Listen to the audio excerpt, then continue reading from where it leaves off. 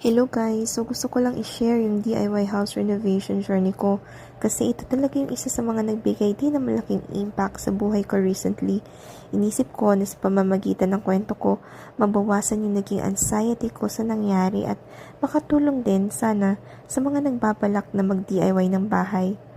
Una sa mga gusto kong i-share ay ang pinaka-importante sa lahat aside sa budget na dapat meron kayang naihanda ay ang mag-hire kayo ng architect para i-design ang bahay na gusto nyo.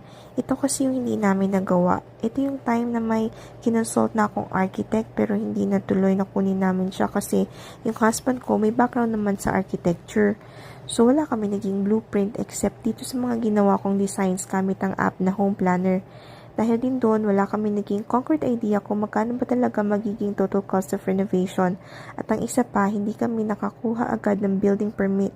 So ito yung mga unang mistakes na nangyari simula pa lang ng renovation. And pasensya na dahil kulang kami sa kaalaman.